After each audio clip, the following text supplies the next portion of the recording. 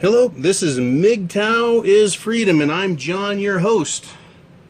I have no internet, I have no phone, I have no cell, but I need to make a video. And I probably will hopefully get this video uploaded. This is one I've wanted to do because Jordon Peterson of, I'm not going to use SJW pronouns properly up in Canada, spoke about Mgtow. Someone recorded what he was talking about. It was during a lecture in one of his classes, and he addressed the Mgtow question, right? And I really wish I had the opportunity to debate Jordon. I value and respect his opinions with regard to history, philosophy, rational thinking, you know. And it bothered me that he took the positions he did, but that's great because it allows for the debate and the discussion to take place.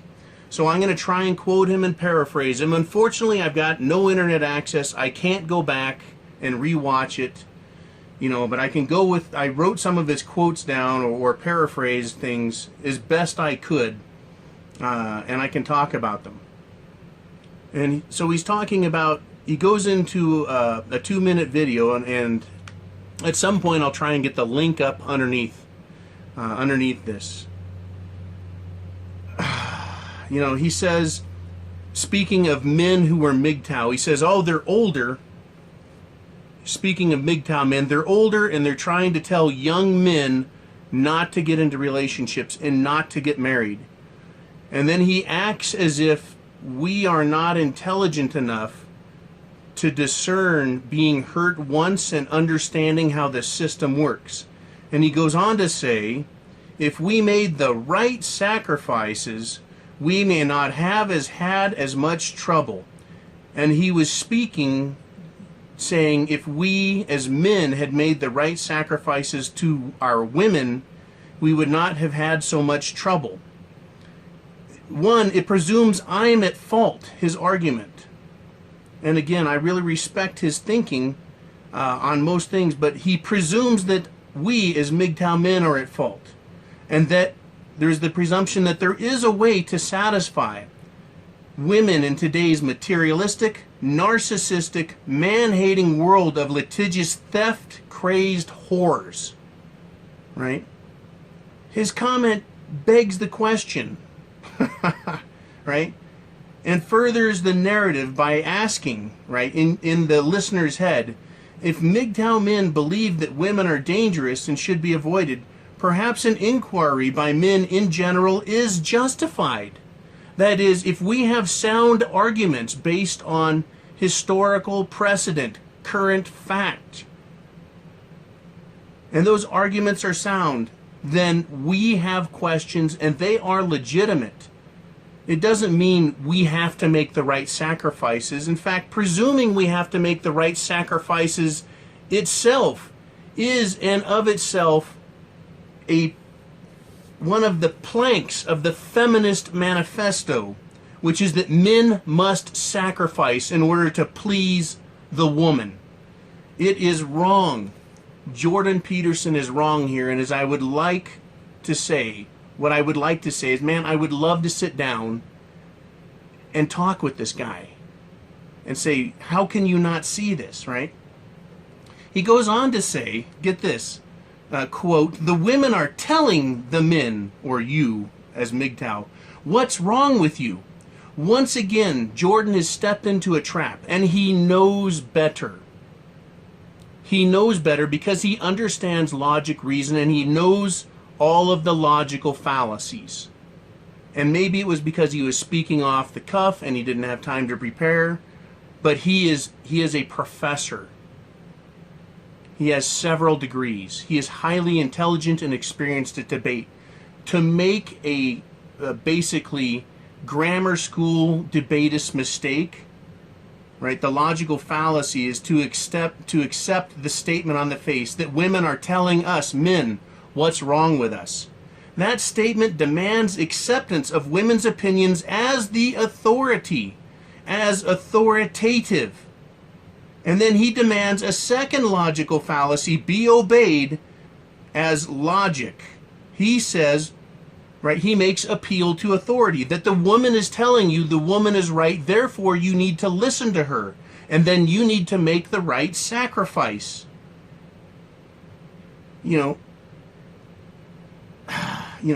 He claims through his approach to this topic that this appeal to authority of the woman, as if she is not a dispassionate and is not objective observer or participant in the debate between a man and a woman. Right? Feminist ideology is the opponent and cannot be the prosecutor, judge, and jury of a man's status as right or wrong in his argument when making the case for Mgtow. But Jordon presents that in his course as if that is correct. You can't just present that way. Again, I would love to sit down with Jordon Peterson, but he makes mistake after mistake after mistake when talking about Mgtow. He said the older ones of us, right, are older and teach young men to stay away from women because of our horrifying divorces. And we only see the negative feminine archetypes. Now, what is interesting is I believe Jordon Peterson was doing a presentation on the feminine archetype, both the positive and the negative, right? The hope and the fear. It would have been an interesting presentation to watch, but he did a little aside into Mgtow. Now, my personal, John's understanding of the archetypes came through my own private and current educational avenues, right? As well as my experience, both as a child, as a young man, as an adult, as a married man, period. Not just through my personal experience, but through interviews with men and women and through second and third observations of what is going on, right?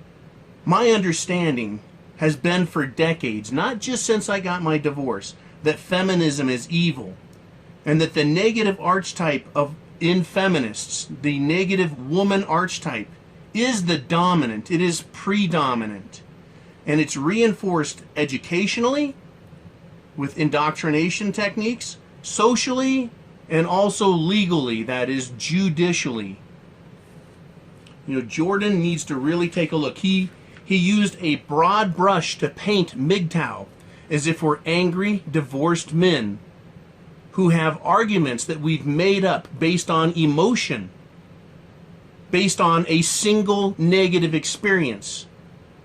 And then he goes so far as to say that we didn't make the right sacrifices and we did not listen to women who were telling us how we were doing it wrong. I mean, it's preposterous on his face, the shit he said. And I am passionate about this. And I would love to sit down, but I cannot fathom how he does this, right? He implies that if men recognize the problem and accept there's something wrong with ourselves, we can change ourselves. But history over the last 8 decades has demonstrated negative results from just that thing. From saying, okay, there's something wrong with us men, so we need to change ourselves, sacrifice ourselves, give more to women. But failure in marriage, culture, and social interactions, right? The war of the sexes, the battle of the sexes has been the result. As a historian and a philosopher, right, Jordon can make claims as to his experience and his expertise in this area. But facts and history demand we recognize causality, that is, cause and effect of the problem, and not pretend the existence of feminism is harmless and the appearance of Mgtow is illegitimate. The appearance of Mgtow is the direct result. It is the result of causality, that is, women as feminists have gone after men, destroyed the family, destroyed men, destroyed their lives, destroyed their finances, destroyed retirement, destroyed their children, destroyed young men, destroyed young women, so they couldn't grow up to be women, but rather grew up to be feminists. You cannot ignore that and then make the blanket statement, come to the conclusion that Mgtow is old divorced men who made one mistake, couldn't see past it, and are ignorant. Jordon, you know better, brother. You know better. Logical fallacy after logical fallacy. And then at the very end, Jordon says that if anyone says all women are the problem, that they're pathetic weasels. Once again, logical fallacy, Jordon, that's an odd ad hominem attack. Now, I know how to debate and use logical fallacies in the middle and sprinkle things with horse shit to gain advantage. But the good debater that would come up against you at this moment would see exactly what you did, call you on it, and point out point after point, Jordon, where you have debated like an amateur. I don't think Jordon called me a pathetic weasel, because I don't say all women are the problem. I give an out. I say it's just those who demonstrate destructive feminist ideology. Those are the ones that are the problem, not all of them. But any woman I see who demonstrates destructive feminist ideology and behavior, right? There's tests and tells that teach men the difference between women, as in the unicorns, and these feminists. No, Jordon, I'm not a pathetic weasel. I'm using all of my brain. I'm using my experience. I'm applying logic and reason. I'm taking history into account, legal, philosophy. Everything has been taken into account in my approach to Mgtow, and my approach to discussing feminism and what it has done. You know, Jordon, you can't claim that in order to discover a woman's true intent, that it should require that a man enter a relationship and risk and expose himself carelessly and in a manner that costs him both 50% of all his wealth plus alimony, while the woman risks what? What? What does she risk? Nothing. She and you expect men to continue to engage in relationships that hurt men financially, hurt men emotionally, require men to sacrifice with no guarantee of appeasement of feminists. And in fact, history has demonstrated time and again, if you read the comments, Jordon, if you look at what happens with Mgtow men, we have just said, look, we see it for what it is. We've had enough. We're done with it. We understand now. Yeah, there's good women out there. Yeah, we can't find them. What is left are women that demonstrate destructive feminist ideology, and they're everywhere.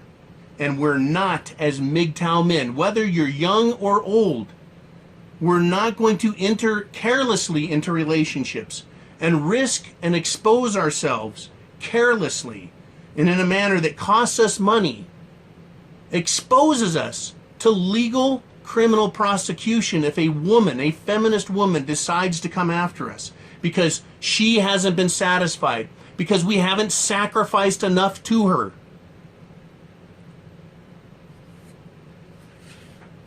You know, and here's what gets me is Jordon did a speech, a passionate discussion about whether or not he needs to use pronouns prescribed by every social justice warrior and LGBTQ person on the planet, that they want to be identified and called by the pronoun of their choice. And he talked about how that is the start of totalitarian censorship, and how wrong it is, and how that leads to absolute tyranny and despotism when people's speech is controlled and their thought is controlled.